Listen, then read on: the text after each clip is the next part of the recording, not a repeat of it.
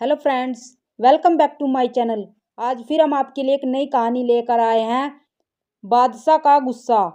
बादशाह अकबर अपनी बेगम से किसी बात पर नाराज हो गए। नाराजगी इतनी बढ़ गई कि उन्हें बेगम को मायके जाने को कह दिया। बेगम ने सोचा कि शायद बादशाह ने गुस्से में ऐसा कहा है, इसलिए वह मायके नहीं गई। जब बादशाह ने देखा कि बेगम अभी तक मायके नहीं गई है तो उन्होंने गुस्से में कहा, तुम अभी तक यहीं हो, गई नहीं। सुबह होते ही अपने मायके चली जाना, वरना अच्छा ना होगा। तुम चाहो तो अपनी मनपसंद चीज साथ ले जा सकती हो।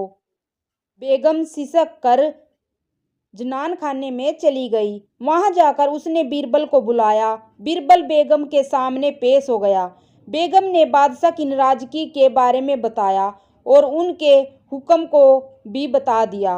बेगम साहिबा, अगर बादशाह ने हुक्म दिया है तो जाना ही पड़ेगा और अपनी मनपसंद चीज ले जाने की बाबत जैसा मैं कहता हूँ वैसा ही करें। बादशाह की नाराजगी भी दूर हो जाएगी।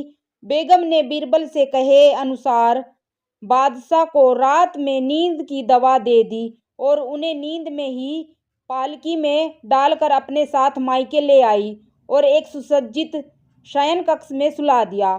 जब बादशाह की नींद खुली तो स्वयं को अनजाने स्थान पर पाकर हैरान हो गए। पुकारा, कोई है? उनकी बेगम साहिबा उपस्थित हुई। बेगम को वहां देखकर वे समझ गए कि वे अपने ससुराल में हैं।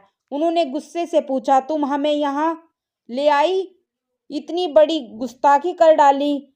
मेरे सरताज, आपने ही तो कहा था कि अपनी मनपसंद चीज ले जाना, इसलिए आपको ले आई।